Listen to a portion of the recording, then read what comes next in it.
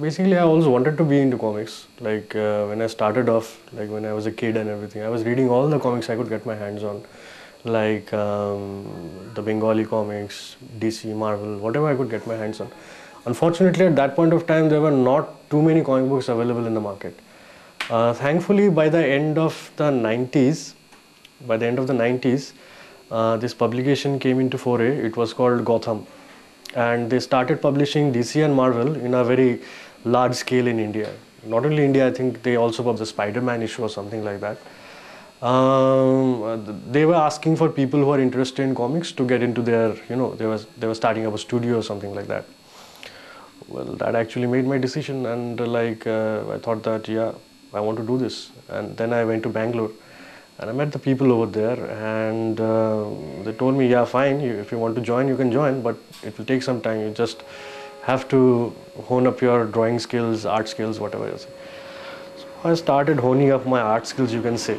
Finally ended up being a writer, but when I joined Gotham, Virgin, the multinational company, they are taking over this place, and they are starting a publication called Virgin Comics and Animation.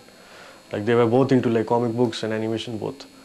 But unfortunately animations never happened, but it was mostly a comic book production house, you can say. And I started off with my first series. It was called Ramayan 339-80. It was produced by Shekhar Kapoor, and I don't know whether you know about this writer Deepak Chopra. He's a spiritual guru over there in US and everything. I got the opportunity, and thankfully, my first book, it had the first issue which came out, it had a cover drawn by Alex Ross. This specific series was produced by Deepak Chopra and Shekhar Kapoor, the film director and the spiritual guru cum writer. And they gave me the opportunity to write this series. They didn't actually interfere much with the creative process. I did the whole story on my own. And it was the first breakthrough. And thankfully, my first book, it featured a cover by, I don't know how many people know about this, but I'm sure whoever reads comics, they know about Alex Ross. Alex Ross is the bona fide, the king of the king, maybe you can say the Zeus of comics, you can say. That was a big kick for me. I had written a graphic novel called Virulence. It was basically about a group of American soldiers who was teamed up with Indian soldiers and trying to find a bunch of lost US unit in Afghanistan. And in the process of finding them, they find something else which actually consumes the whole troop. And it's horror come action come war kind of stuff. Which is, I don't know, it's very redundant nowadays in Hollywood. So basically they liked the concept and they decided to make a film out of it. That is also in the talks right now, and it should be, I think, it will be directed by, I don't know, John Moore of Behind Enemy Lines and movies like the Omen remake, Max Payne, which was a horrible movie anyway. So I liked Behind Enemy Lines. So if he manages to make something halfway decent as that one, then that would be a big thing for me. It's called Daksh. It's basically about, it's a bit mythological, but not so much mythology. It's basically about a son of Yama who has been banished from hell, because from hell there around 1,000 sinners have escaped, and it was his fault that they have escaped. And now he has come back to earth, and Yama has instructed him that he will have to bring back all the 1,000 sinners. And that's the story actually, and how he comes to earth and searches for the sinners and kills them and sends them back to hell. That's the story. But there are lots of twists and turns going on in the plot and everything like that. Basically how it happened, they are publishing something called Jump Independent, which will be coming up in December, which will feature the first issue done by me and my artist friends. Anyway, well, fine, it was my most influential work so far. Basically, Ramayana, the way it is different from the Ramayans that we have seen so far. It's more grounded to reality. It happens in the future, but it's more grounded to the reality. Rama is a character over there who has not been bestowed his godhood, or like hero, whatever you can say, chosen one you can say, he has to earn it over there through his hardships and through the trials and tribulations that he goes through. Yeah, some people has done that, but not on a very, you can say, in a very in a wholesome way, you can say. Like somehow the other mythology always, trickles in, because I don't know, we guys are so fond of the stories that we have told from our childhood maybe. But I think it's high time that mythology, or whatever you can say, stories maybe, they get a new, a new avatar you can say, or you can say they get brushed up and be something which is actually cool. Because so far, what we have seen, like in the previous incarnations of Ramanand Sagar, and even the new Ramayana thing that came out, since we are talking about mythology, I think we are going beyond mythology nowadays. So anyway, like there's something very uncool about them. Like Ravan is still shown with big mustache, he's got a gut and everything like it, and he's always like having a this booming voice and all these kind of things. That's not how we see villains nowadays. Nowadays villains are sleeker, they are more scheming. In fact, they are better looking than the heroes most of the time. And somehow I think that these things are getting dated, and people are also getting tired. Because even if you see like the last installment of, like, this is the same story which has been told over and over again. There is nothing new to the story. We know this story. We are just seeing people acting it, or animated characters acting it. So until and unless we do something new with the stories, I know some people will have issues with that, religious fanatics and everything like that. Everybody's got issues. But someday or the other we have to go beyond those issues. Otherwise we will be stuck with those issues. We won't be going any further. So I think it's high time that we actually, in fact, I'd rather feel that rather not do any mythologies anymore. Do something which is new, or maybe slightly, slightly in a very, what we can say, in a very vague way related to a mythology or something. See, technology can never create art. That is something which I can say. And about the look, or whatever you can say, I'll just have to ask you a question. Like, Hrithik Roshan looks like any one of us. Does he look like you or him or anyone like? He doesn't look like any one of us. He looks good. And we have a certain parameters of like things looking good.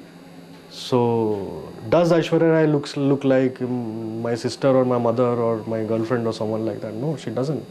And we love that. And why shouldn't we give people what they love?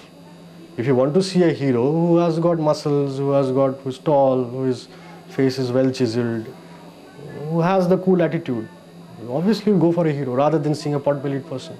Yeah, I'm not saying that a pot-bellied person cannot be a character. He can be a character.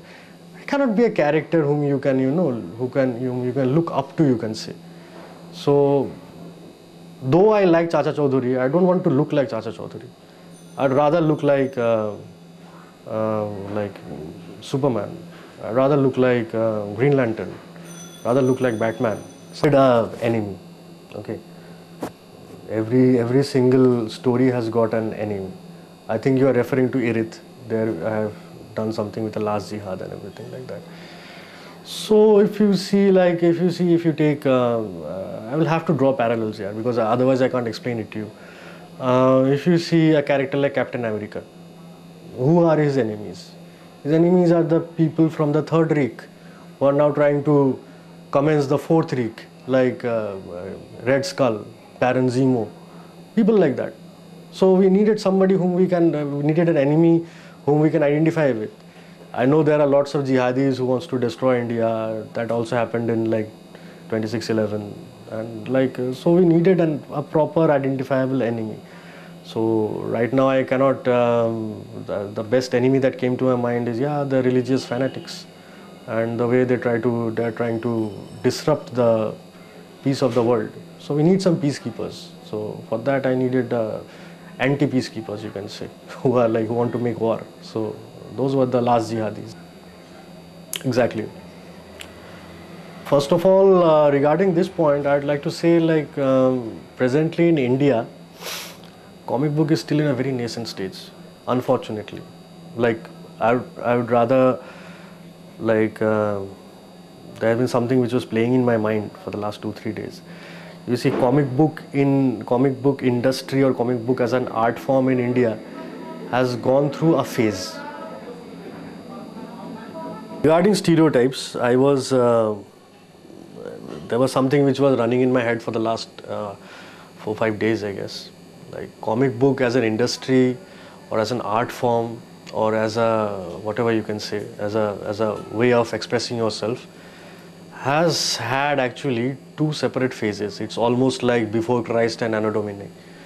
So, but basically what Virgin did was, it actually made people aware of what is modern comics and how modern comics should be made in India, which was like a massive leap. It was like you can say like something like going to the moon, at least for India I can say, and comic books, nothing else. Right now we don't have any stereotypes. Right now we are just trying to do stuff. Right now everything we do, it is new to the context of India, because this hasn't been done before. So you cannot say that there are stereotypes or anything like that. Yeah, there are heroes, there are always stories of good versus evil, but there are no stereotypes. Whatever we are doing right now, it's like totally, you can say it's a good effort to do something. So how can we say that these are stereotypes, since we don't have any type right now? So there's no stereo. I've dropped what was that? Fat Man on Hiroshima. I don't have any definition for a superhero. I simply don't have a definition for a superhero, because I don't believe in superheroes. There are no superheroes. You say Superman is a superhero, I don't even think that Superman is a superhero. I think all heroes are flawed, and my superheroes are all flawed. They have their flaws. Everybody has got their own flaws. So basically they are not superheroes at all. I'd rather say at the present world, in the contemporary socio-political scenario, superheroes are not a possibility. There are heroes, obviously, but not superheroes. There are superhumans, but not superheroes. So either you're a superhuman or just a hero. Right now we need somebody like Batman, maybe you can say, like who is more grounded to the reality and whom we can relate to. So superhero doesn't exist in my dictionary.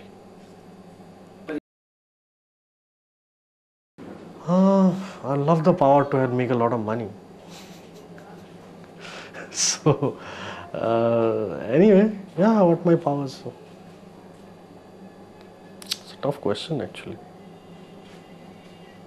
Yeah, my power would be like, I finally make comic book possibility in India, which is almost a superheroic job right now, and we are trying our best. So let's see whether we are superheroes or we are just heroes. That's it's up to you.